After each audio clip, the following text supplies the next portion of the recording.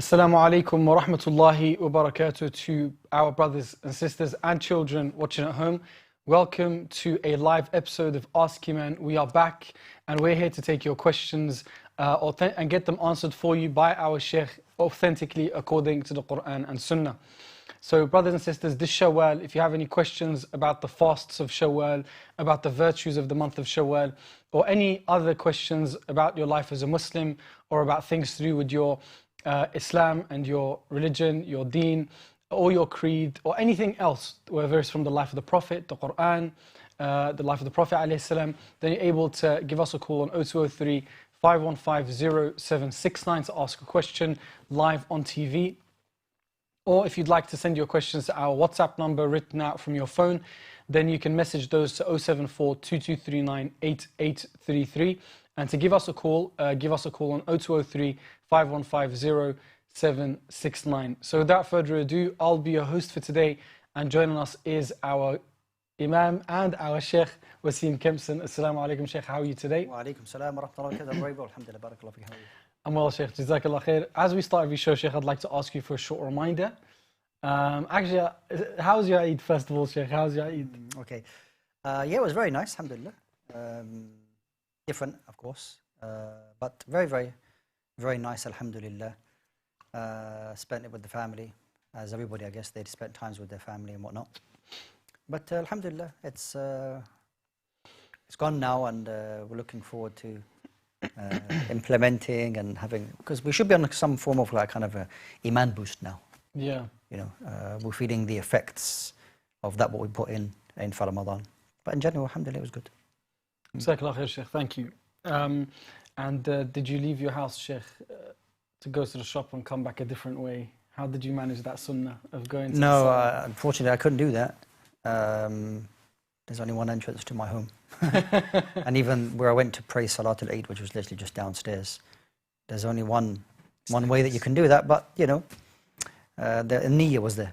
Alhamdulillah. So inshallah, that we're rewarded for our intentions. May Allah accept from us, Shaykh. Ameen. So I'd like to ask you for a short reminder, Shaykh, and then we can get into some questions from our viewers, inshallah. Sure. Bismillah walhamdulillah wa salatu wa salamu ala rasulillah wa ala alihi wa ashabihi ajma'in. All praise belongs to Allah. And may the peace and blessings of Allah be upon His final messenger Muhammad sallallahu alayhi wa alihi wa sallam, and upon all the prophets and messengers who preceded him alayhi salatu wa atamma taslim. So I was asked just before Eid a question about, on the one hand, we are a little bit down and sad that Ramadan is going, and that buzz that we get from the month of Ramadan, being around our families and fasting and so many beneficial things. Now we don't have that anymore. That one feels a little bit, you know, down about that. But of course, facing that, we feel very happy that we had Eid. And we could spend time sharing gifts with our family. All good things that come with Salatul Eid. So I guess touching on this issue, and it's a real situation for us all, in that we're all facing that, the fact that Ramadan has gone now, and the month of Shawwal, and we have another Eid, inshallah ta'ala, how many days away? Well, 65 days away or so, something like that. We ask Allah Azza to allow us to reach that. And we have something to look forward to in the first 10 days of Dhul Hijjah. Please don't ask me about if people are going to perform Hajj, because I don't know what's happening regarding that. But the virtues of those days, whatever happens, will always be there, inshallah ta'ala. So what I'm saying now is that once Ramadan has passed, and those things that which maybe you feel a little bit down about that you can't do anymore, no one's saying that you can't do them anymore. There's a lot of things that you were doing in Ramadan that you can continue doing. So if you want to instill a habit of fasting a couple of days a week, you break fast together. It's a good reminder for you. So every Monday and Thursday, those of you who can fast in the home, that you fast together. And this will remind you of what you did in Ramadan, you know, the days that you would break your fast together at home. It's a very nice experience. This is something you can do 2 days a week. And you know, the 3 white days, Ayyam al-Bid, which is the 13th, 14th and 15th of the Islamic calendar. These are another few days you can introduce into your weekly routine if you wish, inshallah ta'ala. So these are the things that we were doing in Ramadan, you can continue doing, okay? So there's no need to feel done, oh yeah, of course, if the month is over, it's gone. But there are certain things that you used to do in the month that you can continue doing, inshallah ta'ala. Yeah. Okay? So, fasting is one. Setting up a standing order, giving charity once a month. You know, this is also a good thing that if you weren't doing previously, you can continue doing, inshallah ta'ala. And linking with your family members, asking how they are, how everyone is getting on, how they're feeling after Ramadan. This is also a very important part of our communal kind of responsibility. So these are just some things I think, inshallah, we can all try to implement, inshallah ta'ala. Jazakallah khair, Shaykh. Before we move on, before Ramadan, Shaykh, we were all in a panic and in a lot of fear about this virus that was overcoming the world. And alhamdulillah, Ramadan came and it quickly, you know, took our focus more towards the month of Ramadan and the blessings of that. And alhamdulillah, now that the death toll is getting lower, and that doesn't mean that it was easy at all for anyone who lost members of their family. Sure. We ask Allah to make that easy, because you know, families across the country and across the world have had that situation that all of us have been fearing, a death. Yes. Maybe some of us, or some, you know, many of us got unwell as well. But Shaykh, as believers now, what state should we be in, seeing that we haven't overcome it? It's by the permission of Allah. We're still here. That whatever we've been through, we're coming past it now. But as believers, what state should we be in? That, let's say we went through something that shook us, made us fearful, we didn't know what to expect. You know, society, life changed as it is. As things fall back into place, what do we take with us? Or do we just like, alhamdulillah, it's over, move on to do we carry something with us? Yeah, so always when we're looking at events in our lives, whether they are, you know, isolated to myself or my family, or whether it goes beyond that, whether it's a matter affecting my community or affecting the ummah at large, or even beyond that, which is something which is affecting the whole world, you will find without any doubt that there is some form of guidance, some form of advice that we can take from the Quran or the Sunnah, or even both, which will allow us to get through and understand the situation that we are going through. Now, one of the biggest problems that an individual can face in any calamity is the lack of understanding why and what's happening, because they feel a complete loss and what direction they can go in. Who can I get help from? Who can I ask for advice? Whereas a Muslim, alhamdulillah, we have so many things in the Quran where Allah Azza wa Jal explains the Sunnah or the methodology or what happens in life, okay, and how to face that. Likewise, the Prophet ﷺ will explain to us that things will happen to you, you know, and these will occur in your life, but this is how you're supposed to behave. This is why certain things may happen, and there may be more than one reason why certain things happen. You might not know exactly, but these are the reasons why things happen. So as a Muslim, as a believer, you're kind of in control of the situation that you're in. Meaning, you know that there is some reason behind that, and you're not in a situation where you've just been thrown out on your own and there's nowhere to turn to or what to do. So for Allah, for example, the Prophet ﷺ said that all the affairs of the believer are good. They're always good. Why? And how do we look at how it's good?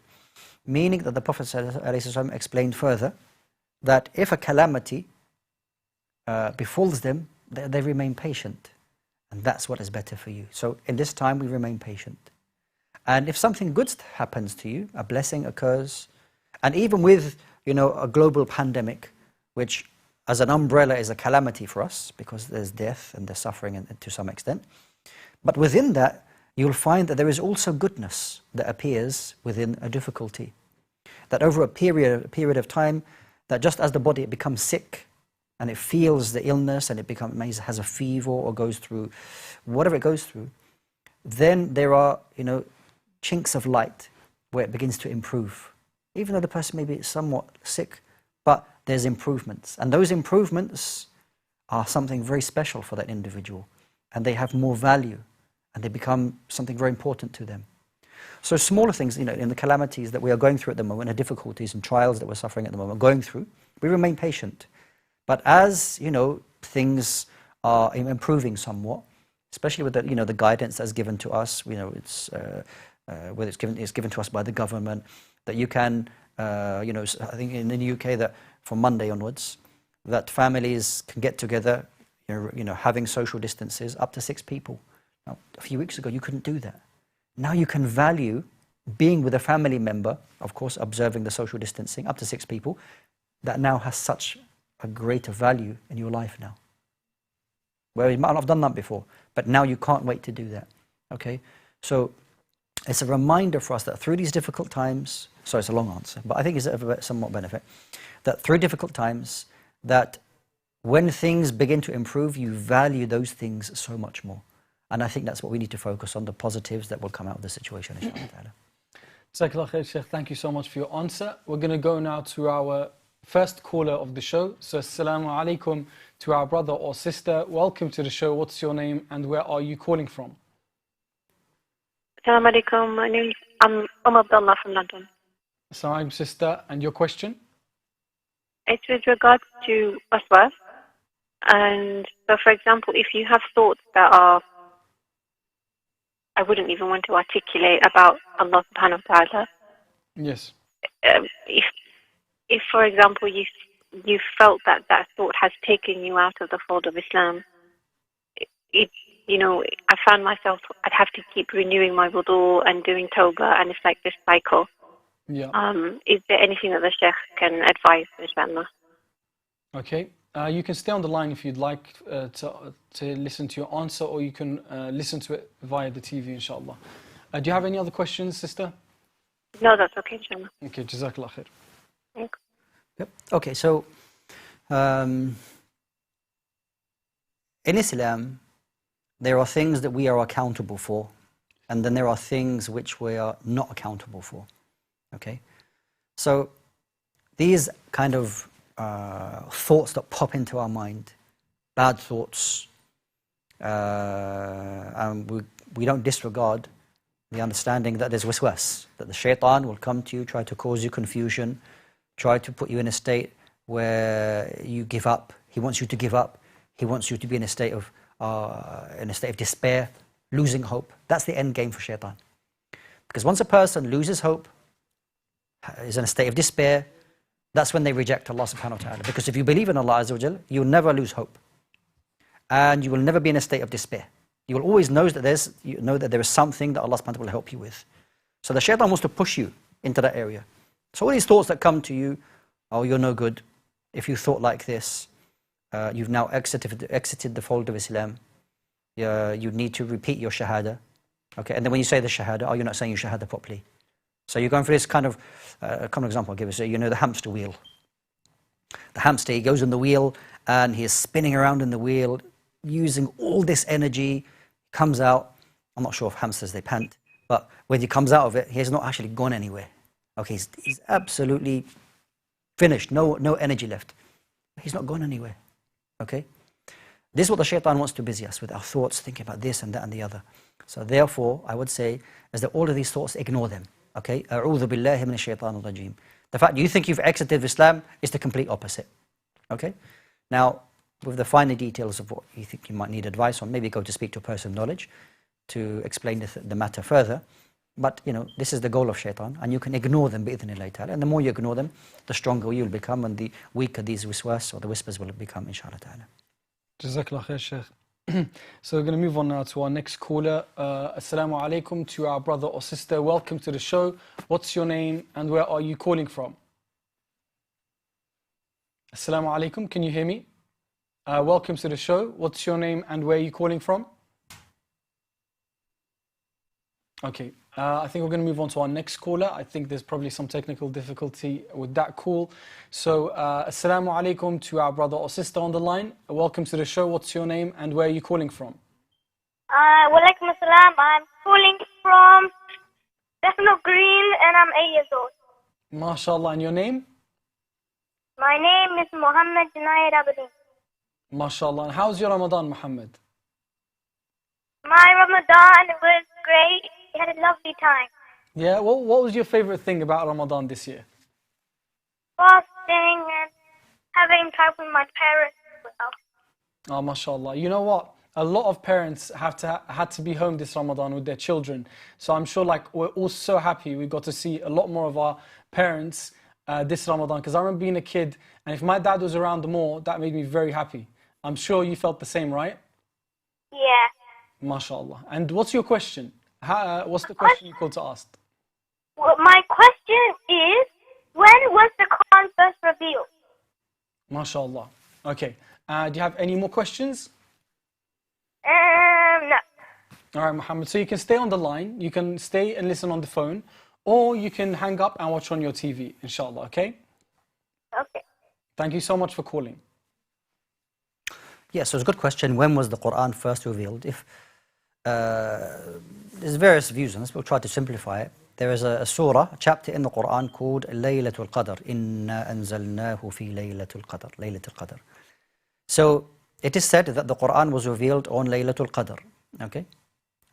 It's also said that this is the night that the Prophet ﷺ first received the revelation from Allah Tabaraka Ta'ala. This is what we can say. The next question is, when is Laylatul Qadr? Then we don't have answers for that.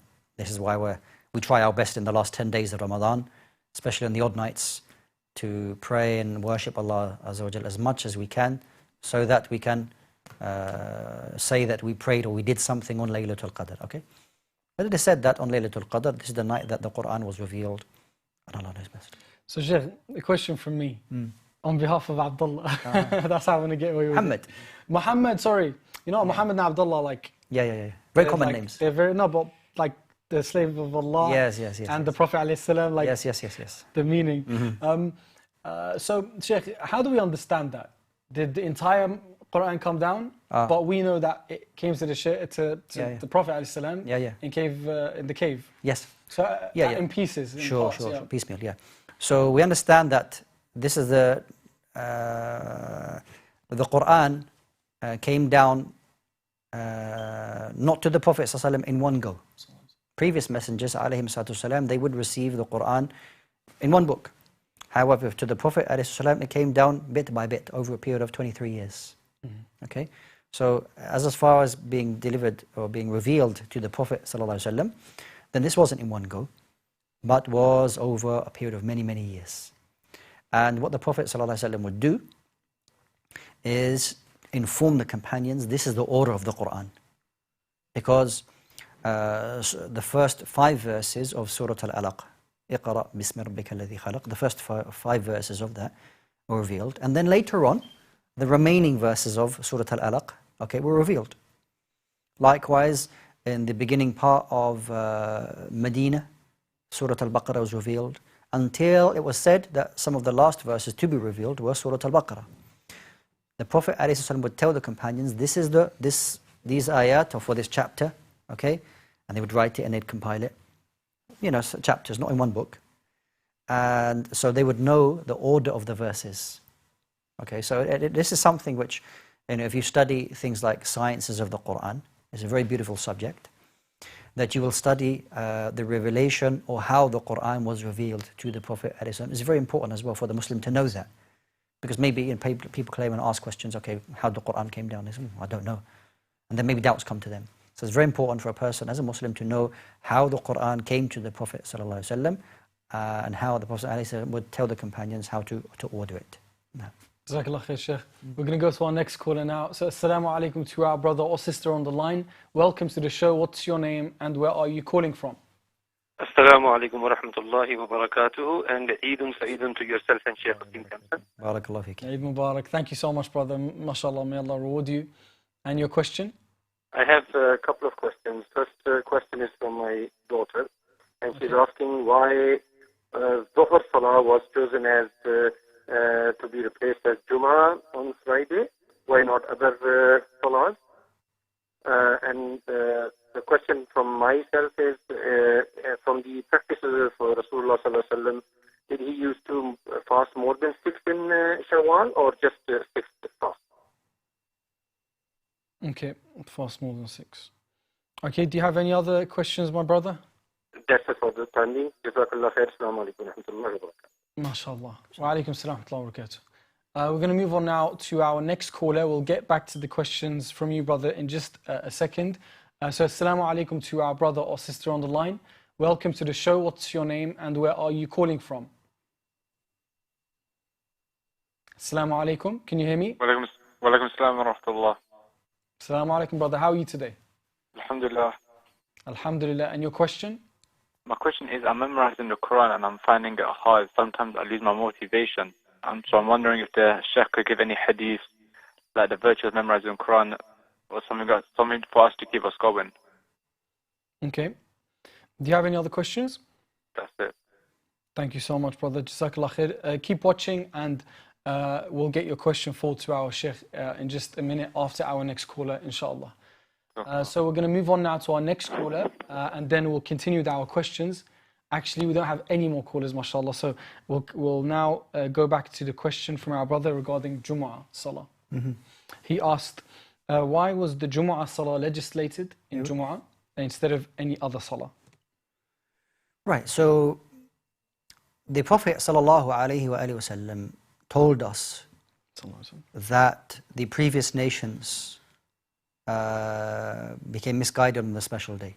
Now, Yawm al-Jum'ah, the Friday, is a special day. Why? As the Prophet ﷺ told us, it was the day that Adam ﷺ was created, the day that he was placed into the paradise, placed down, and then sent to earth. It is the day in which Qiyam, or the coming of the hour, will be. And as we know, that the Prophet said, is Sayyid al-Ayam al-Usbu', that it is the best of the days of the week. For this reason, and we were rightly guided to understand that this was the best day of the week, therefore the Muslims will come together to perform Salat al-Jumu'ah and listen to a reminder. And this is the practice of the Prophet ﷺ, that the Muslims would come together to listen to a sermon, an advice that would give them inspiration or would be a motivation for them from one week to the next. Other nations, they became misguided on other days, whether it was Saturday or Sunday. The correct day is Yawm al-Jumu'ah for us. Therefore, it was legislated that we establish al-Jumu'ah. Al-Jumu'ah, come from the word al-Jam'u, means to congregate and for us to come together. And this is some of the benefits and to the reasons why it is al-Jumu'ah, because it is the best day and the special day of the week. Wallahu a'lam. Thank you, Shaykh. Jazakallah khair. And the next question is, did the Prophet ﷺ fast more than 6 days on the month of Shawwal? Okay, so the recommendation of fasting 6 days in Shawwal, which is in the very famous and sound hadith that the Prophet said, whoever fasts Ramadan and then who follows it up with 6 days of Shawwal, it is as though that they fasted the whole year. If they complete that in Shawwal, then the Prophet, we know from his practice, would fast Mondays and Mondays and Thursdays, and also the 3 days. Is in general terms the 3 white days of the month. Okay, so if you finished Shawwal, in general, it was the practice of the Prophet ﷺ to fast these days, meaning Monday, Thursday, and 3 white days. So it is acceptable for us to assume that the Prophet ﷺ would fast more than those 6 days in Shawwal, since there are Monday and Thursday and the 3 white days that would appear in this month, like other months. Wallahu ta'ala. Wallahu a'lam. Thank you, Shaykh. And our next question is from the brother who, mashallah, said he's memorizing the Quran, and he sometimes it's hard to keep going, and he would like some advice from you in terms of how to stay motivated. Yeah. Okay, so memorizing the words of Allah subhanahu wa ta'ala, there are no words that are more beautiful, no words which are more just and fair and eloquent than the words of Allah subhanahu wa ta'ala. So imagine a person who will undertake a journey in memorizing and allowing those words to be part of them in their heart and in their mind, and then acting upon it. Now we know that in the hereafter, depending on how much that person has memorized the Quran, that this may have an impact on the level of their paradise. It will be said to them, "Iqra," read, and then it will be said to them, "Irtaqa," and then go up. Read and keep reciting, going up and up and up until the person recites until they have, in one interpret, how much they have memorized. So this should be a big motivation for us, that memorizing the most beautiful words, the words of Allah subhanahu wa ta'ala, allows you to have from the highest levels in the paradise. You are from those in which Allah subhanahu wa ta'ala says, إِنَّا نَحْنُ نَزَّلْنَا الذِّكْرَ وَإِنَّا لَهُ لَحَافِظُونَ. Indeed, we sent down this remembrance, indeed we will preserve it. And if you are one of those people who memorize the Quran, then inshallah ta'ala you come under this verse in which Allah Jalla wa ala allows you to be from the way that Allah Jalla wa ala preserves the Quran through you. So this is an amazing honor that Allah subhanahu wa ta'ala allows you to be part of how this book of Allah subhanahu wa ta'ala is preserved. And knowing that the people of the Quran are the people of Allah. Ahlul Quran, the people of the Quran are the people of Allah subhanahu wa ta'ala. So this again is another great honor that they can have. So if you remember these things, and it's not easy of course, but remain amongst good people, like-minded people, and also remember the great rewards of every letter that you are reciting is 10 hasanat, then you, no doubt, you will be from the chosen servants of Allah subhanahu wa ta'ala. May Allah Azza wa Jalla allow you to be from the hufaz of Allah's book. Wallahu ta'ala alam. Jazakallah khair, Shaykh. Thank you so much. That brings us to our break now, brothers and sisters. After a few minutes, we'll be back to continue with our show. So in the meantime, stay tuned through the break. And once we're back, you're able to give us a call on 0203 515 0769. Otherwise, during the break, if you have any questions, you can send them to our WhatsApp number, which is on 074 2239 8833.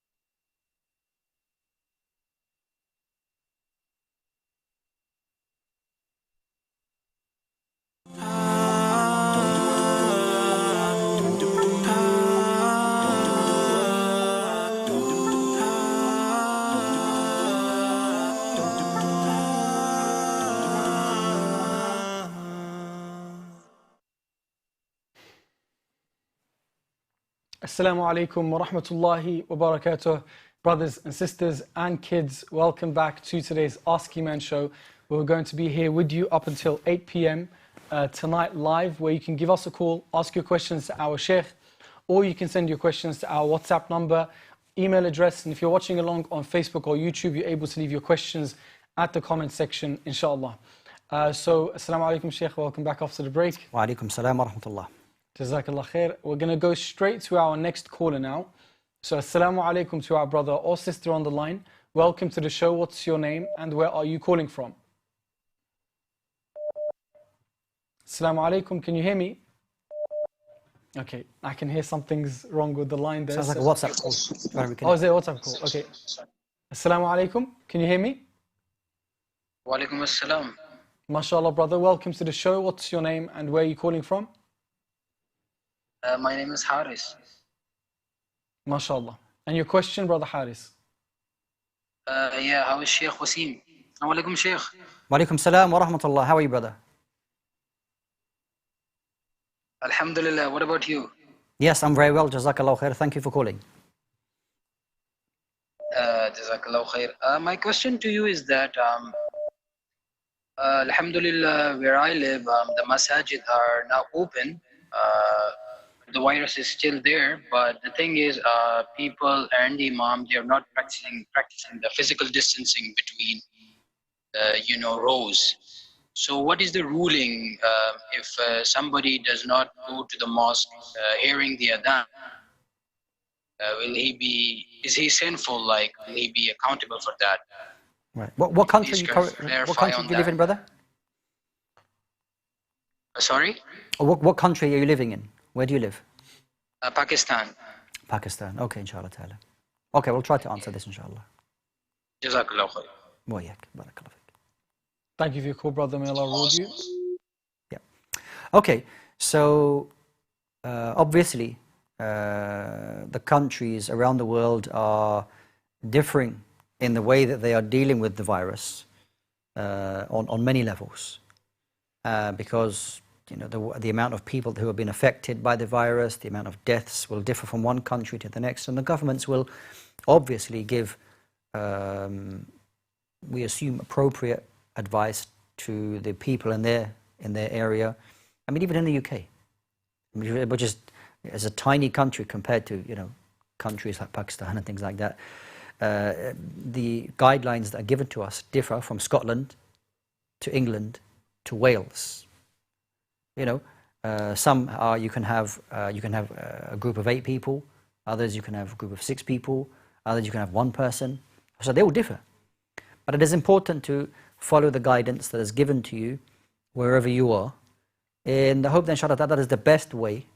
That is the best way to get through the current situation that we're going through. Now, if the masjid is on your doorstep and you have the ability to go to the door, you're not breaking any laws. Okay, you're following the guidance and you can go to the masjid, then you should do so. Okay. Obviously, if individual as a person you have health issues and you have a justification not to go, then you have a justified answer. But if you don't have any underlying, I'm talking in general terms here, not specifically to the brother in Pakistan, because you have your own rules and regulations there, and I advise you to follow that.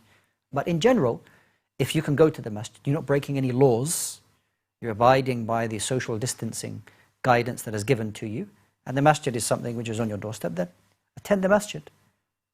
It's like a normal situation from that respect, so you should go to the masjid. If you're not breaking any laws and you're following the guidance and there's no danger to you, then by all means you should go. And don't distance yourself from the masjid unnecessarily. Allahu A'lam. Jazakallah khair, Shaykh. Thank you so much for your answer. Brothers and sisters, if you have any questions, you're able to give us a call on 0203 515 0769. And with that, we're going to move on to our next caller of the show. Assalamu alaikum to our brother or sister. Welcome to the show. What's your name and where are you calling from? Walaikum assalam. My name is Soria and I am calling from Workington. MashaAllah. And how old are you? I am 9 years old. Allahu Akbar. And how was your Ramadan this year? It went really well, thank you. Yeah, what was your favorite part of Ramadan this year? Fasting. Fasting, mashallah. You know what, mine too. Did you find it, how many days did you fast this year? So we can compare how much I done, how much you done. Half. You done half. 8 years old and you done half. Wow, that's amazing. Your parents must be very, very proud of you. Well done. And mashallah to you. Congratulations for doing that. And I ask Allah to give you strength and the ability to fast the whole of Ramadan next year. Say Ameen. Ameen. MashaAllah. And your question? My question, I want to ask this question on behalf of my aunt. So if someone offers Isha prayers and leaves the Witr to offer later with the Hajj and then wakes up for the Hajj and forgets to pray Witr thinking they have already offered and now it's Fajr time, can they return Witr with Fajr prayer or they have to return them with the next Isha prayer? MashaAllah, that was a lot of detail to remember. Well done, MashaAllah. Very proud of you for doing that. May Allah reward you. Okay then, so stay on the phone, okay? And listen to the Shaykh very carefully because you're going to have to answer this back to your aunt, right? You're going to have to tell her the answer, isn't it? Yeah. All right then. So the Shaykh's going to answer you now, right, Shaykh? Yeah, inshallah, yeah. Okay, so quite simply, if you forgot to pray witr in the night, and Fajr time has now come in, the time for witr has now passed. And we do not pray witr. Now the word witr means odd number, meaning 1, 3, 5, 7, 9, okay? We do not pray any odd number of raka'at in the daytime. And after Fajr will be considered the daytime.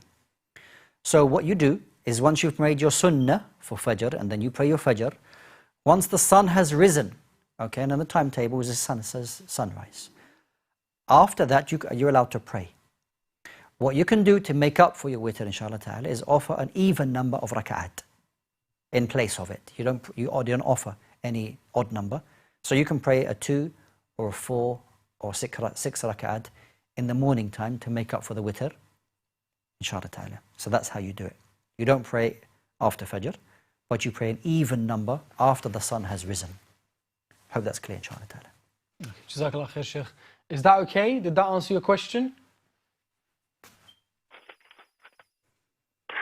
Yes. Yeah? All right then. Do you have any other questions?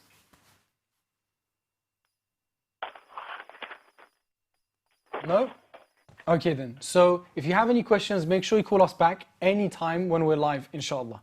For everyone watching at home, parents, kids, brothers, sisters, you're able to give us a call if you have any questions on 0203 515-0769. You'll find this number coming and going at the bottom left side of your screen, including other details like our Facebook link and our WhatsApp number, inshallah. That was very encouraging, Shaykh, to see. Yeah, most definitely, mashallah. It was very eloquent, very clear in the way that the question was asked. So, very, very good. Alhamdulillah. Our next question is from WhatsApp, Shaykh, and the question is, please can you tell me if the online trading is halal or not? Yeah, so... Can we say Forex? Yeah? Okay, good. It's a type of trading. I mean, it's basically currency trading. And there are some issues with this currency trading in terms of delay and things like that, so it's best avoided. Jazakallah khair, Shaykh. Our next question is, Assalamu alaikum. Is it a must to follow a school of thought? For example, when you ask a Shaykh any question, they may not say what school of thought it's just the strongest opinion. So it makes it more difficult to follow one school of thought. Okay. So in general, it's good, highly recommended, that a person's understanding of fiqh, which is what the school of thought we're talking about. Okay, we're not talking about belief. We're talking about fiqh issues, halal and haram, how to pray, how to give zakah, fasting and things like that. This is what we're talking about, first and foremost, because there are misunderstandings concerning that. So it's good to have a madhab, no doubt. It's not allowed, but it's not correct for a person just to make up things as they're going along, jumping around with different opinions that suit their own desires. They're not qualified, and it's not right for you to do that. So bearing that in mind, it's good to have, very good, to have a madhab behind you in how you're understanding fiqh, jurisprudence. If you do have a question, and ultimately, no doubt you will have questions, you can go to a person of knowledge that you trust. And this is in line with Allah subhanahu wa ta'ala tells us in the Quran, فَاسْأَلُوا أَهْلَ الذِّكْرِ إِن كُنتُمْ لَا تَعْلَمُونَ. Ask the people of knowledge if you don't know. It is not mentioned or is not understood that when it says فَاسْأَلُوا أَهْلَ الذِّكْرِ, between brackets, from your madhab only, it doesn't say that, nor is that to be understood. But rather go to a person who is trusted for their knowledge. And there is no, because it is upon the person of knowledge to understand the questioner, where they are coming from, okay, and to understand their background and so on. And they will give an answer which is a trustworthy answer because they're trusted for their knowledge, inshallah ta'ala. When the answer comes to that individual, that is sufficient for them to act upon. Now, especially when studying fiqh, and this is kind of going off on a tangent somewhat, that it is important to have a teacher or a reference point in understanding fiqh, and that you don't do things yourselves, so that you understand things correctly. Nobody became a doctor, or nobody understands medicine by, using a search engine on your computer. No one does that, or no one takes up or signs up to a library and takes out a few medical books and then becomes a doctor. It doesn't work like this. Similarly, with certain aspects of Islam, you're required to go to the people of knowledge, study with the people of knowledge. This doesn't mean that Islam is beyond the layman, that you have to, in every single matter, even things, because the majority of things, inshallah ta'ala, are clear for us. Those things, and it's relative, those things which are not clear to you, then you are required to go to the people of knowledge, listening to them in lectures, reading trustworthy and authentic books. Okay, so it's enough for you to go to a person of knowledge, inshallah ta'ala, and they should understand. And if you want to inform them, this is my background, if you like, then they can answer accordingly. Wallahu alam. Jazakallah khair, Shaykh. Our next question is from our caller. So, assalamu alaikum to our brother or sister. Welcome to the show. What's your name and where are you calling from? Assalamu alaikum. My name is Firdaus and I'm calling from Uzbekistan. MashaAllah, Brother Firdaus, that's a beautiful name. Uzbekistan. Is the Shaykh Bukhari he called before? Yeah, is it Shaykh Bukhari? Yeah, is that what we're calling the brother? Yeah. How are you, brother? You okay? I'm good, yeah. Thank you. How are you guys? Alhamdulillah, barakallah. Alhamdulillah. We're very well, especially when we get calls from countries like yours. It's such a pleasure and an honor to know that there's brothers and sisters out there and tuned in, and that, mashallah, we're an ummah, we're one. So it's a pleasure to have you call us, brother. May Allah bless you. How's your Ramadan? It's been great, actually. And yeah. Like throughout Ramadan, I had a few questions, and I got to ask you as well and clear like my questions basically. Alhamdulillah. Alhamdulillah. Alhamdulillah. And do you have a question for us today? Yes, I do. Okay. It's 3 questions, but I'll try to make it very short. Okay. So the first one being, I give sadaqah, like sadaqah jariyah, to a person who does dawah on YouTube, and so that he will buy a camera and things like that, and like so that it will serve like let's say I will get good deeds from that as well. But then later on I realized that he does like some wrong dawah and some good dawah as well. So will I be sinful for supporting him or not? That's my first question. Mm-hmm. My second question being, I recited the Quran, but I don't know Arabic.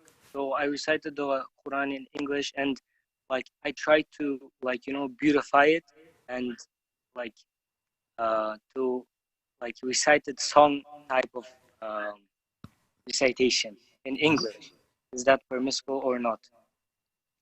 Okay. And my third question is that like I have real estate. I'm basically an owner, and the customers like give mortgages, take mortgages, and they give it to me to let's say like buy the house, but what they do with mortgages, like they do it themselves. But I know that this is mortgages, mortgage money. Am I sinful or right? Like, stop this. Can you please advise? Is that okay, Shaykh? Yeah. Yeah. Can I ask a question? So the land belongs to you and you're selling the land? Yes, yes. Okay, so that's clear then, inshallah ta'ala. Thank you, Shaykh. Thank you, brother. May Allah bless you. And we look forward to hearing from you again the next time we're on. Please keep calling us, even if it's just to say Assalamu alaikum, even if you don't have any questions. I was happy to talk to you guys and to ask my question. We're very happy to have your call, brother. May Allah reward you. And all of our brothers and sisters there in Uzbekistan. So our first question from the brother Shaykh was regarding giving sadaqah to someone who's doing da'wah on YouTube. And will the brother be held accountable if the da'wah was done wrong? Yeah. So you are correct in thinking that this is going to be some form of continuous charity, sadaqatun jariyah, meaning that you donate to a project and then that project is a continuous act where other people will benefit. And you'll be rewarded for your intention, no doubt, inshallah ta'ala. Now, I'm sure that you've done your due diligence. You would have made a fair judgment on that individual to think he's a good individual and he'll do the right thing. You didn't just give your money to anybody. You did, your best. And you'll be rewarded for that, inshallah ta'ala. If that then person turns out to do something wrong, you're not accountable for that. It's not your fault, okay? You don't carry the burdens and the sins of other people. You done it in all goodwill. Your intention was pure, it was sincere for Allah subhanahu wa ta'ala, and you'll be rewarded for that, inshallah ta'ala. So there's no sin upon you if that person decides to do something wrong, when at the very beginning, your judgment was a sound judgment and they started off well, but for whatever reason they did something which was maybe considered to be wrong, you're not accountable for that, inshallah ta'ala. Thank you, Shaykh. The brother's next question was about beautifying his voice whilst reciting or reading in English the Quran. Yeah. So I'm not sure what translation of the meanings of the Quran you're using for the English, or even how flowing that's going to be, to be honest with you. What I would say is that try to focus on beautifying the Arabic. That has its due, that has the right, as the Prophet ﷺ advised us to beautify your voice when reciting the Quran. And beautifying your voice and saying it in a flowing manner allows you to memorize the Quran as well. Okay, the English or whatever language you're going to try to read, I'm not sure that those languages are designed to be read melodiously. I mean, if you did that, okay, but maybe it's better for you to concentrate on the Quran in the Arabic, to have that melodious and beautiful voice when reciting it. And if you don't understand Arabic, is to try to understand the Quran through a translation in the meanings of the Quran, and then try to ponder, and take some benefit from the language, as opposed to trying to focus on having a melodious voice and then the meaning is passing you by, because you're focusing so much on jumping from one word to the next. Because English is not a type of language, I mean, in the general wording, I'm not talking about poetry, which can be flowing, but general speech is not necessarily something which is always flowing, and it's not easy to put in that way. So you're putting extra effort, especially on translating the meanings of the Quran. Is not an easy thing to do. It's not an easy feat. Therefore, trying to put that in a melodious kind of voice means that the meanings are going to pass you by. And that's what really you don't want to do. So I'd maybe focus on on the meanings of the Quran best you can, and put your other efforts into reciting the Quran in a melodious voice. Wallahu a'lam. Thank you, Shaykh. The brother's last question was regarding real estate and mortgages. Yeah. So we differentiate in the transaction that you are conducting is absolutely fine. You are selling your property, okay? You will receive your money. How that person, of course, they haven't stolen it. It's not allowed for you to receive stolen money. This is not permissible. However, but the means by the individual setting a mortgage and they're selling the house, that's not your responsibility. Okay, you're getting your money from a bank, for example, and the money will be given to you in one payment, and then that person has to pay back the loan that they took out from the bank. So it's got nothing to do with you. It's two separate things, okay? So that being the case, if you have some real estate, some land, you want to sell it, and then you receive your money in a permissible manner like this, you're not taking out any mortgage, you're not paying off loans, you're just receiving your money.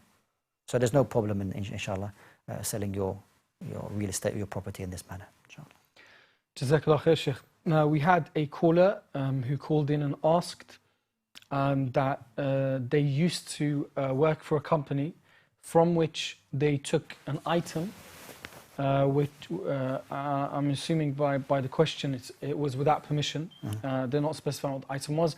They took the item, they feel bad, but the item is still in their home. How do they rectify the matter, and how do they adjust, how do they fix the sin, I guess, if they're sinful? Okay.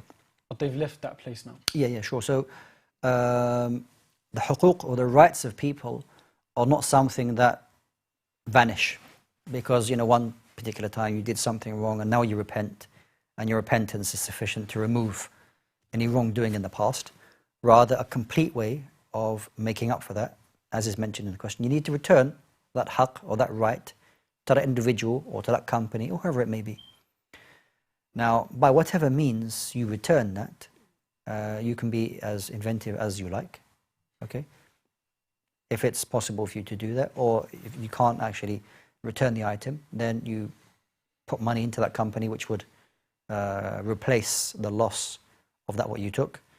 Because the question has not mentioned any details concerning that. So the point being that that haqq needs to be returned.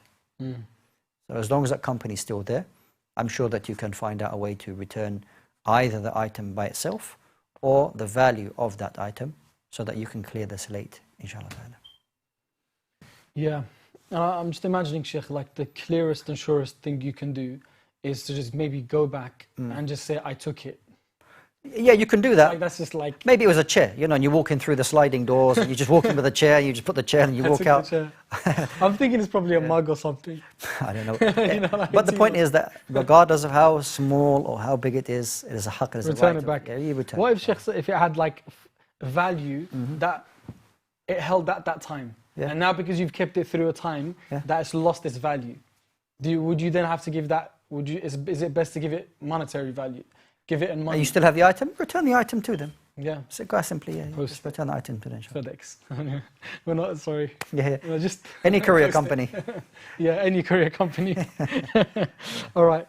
My bad. Okay, so I think we have a caller. I believe we have a caller on the line. So assalamu alaikum to our brother or sister on the line. Welcome to the show. What's your name and where are you calling from? Alaikum salam wa rahmatullahi wa barakatuh. I'm Asma calling from Birmingham. Welcome to the show. And your question? I've got two questions. My first question is, what should a person do who has missed many fasts, like for several years, and they can't keep up with their number? And that person fasts the 6 days of Shawwal regularly every year. Would that be counted as the 6 days of the Shawwal or the missed fast? And my second question is, sending salutations for the Prophet on other days other than Friday, do you get the same reward? Yeah. Okay. That's it. Okay, thank you so much for your call, sister. The first question was regarding Salah, right? Sister, no, fasting. Missed fast. Sorry. Missed fast, yeah. Okay, sorry, I didn't hear that. Okay, so you can stay on the line, sister, to hear your answers from our Shaykh, or you can watch through your TV. Okay, so if somebody has missed some fasts in the past, they don't know exactly how many they are, just do your best to guesstimate, if that's a word, guesstimate how many days, it's approximately that. And then use that as your guide in how many days that you're going to make up, inshallah ta'ala. Now, those obligatory days, let's say, I owe 25. So therefore, with obligatory fasts, you need to make your intention the night previous. It's not like you prayed Fajr and you wake up around Dhuhr time, you say, I'm going to fast today, which is allowed, but that'll be a voluntary fast only. You can't make an intention in the middle of the day for a fard fast. The intention for the fard fast has to be done before Fajr, just like Ramadan. Now, retrospectively, looking back, if a person had fasted Shawwal days or some Nafil days, now I want to make that for the obligatory days and I want to make that for Shawwal. You can't do that. Days that were complete and done, they're done now. May Allah Azza wa Jalla accept from you.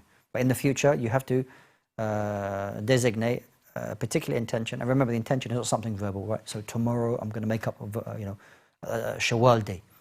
Or tomorrow I'm going to make up an obligatory fast. No. It means in your heart, it's sufficient. You know why you're fasting tomorrow. Okay? It's not for any health benefits. Your intention is to worship Allah Azza wa Jalla, and this is the fard fast that I owe. So you do your best. Just do your best. That's what you need to do, inshallah ta'ala. And regarding sending salutations on the Prophet other than Fridays, is it as rewardable? Yeah. So sending salutations upon the Prophet ﷺ is the same reward regardless of what the day is. Oh, okay. Yeah. However, we are requested to increase it on the day of Friday. Okay? So try to increase the amount of times you do it on a Friday, but the reward, inshallah ta'ala, is the same. Wallahu a'lam. Jazakallah khair, Shaykh. Thank you so much for your answers. That brings us to the end of our show. It's a pleasure to be joined by you, Shaykh Wasim. Thank you so much to everyone who's tuned in today and called us, benefited. Our brother from Uzbekistan, mashallah, called all the way from Uzbekistan, brother Firdaus. And everyone else, thank you so much. For now, we'll see you tomorrow at the same time. Assalamu alaikum wa rahmatullah.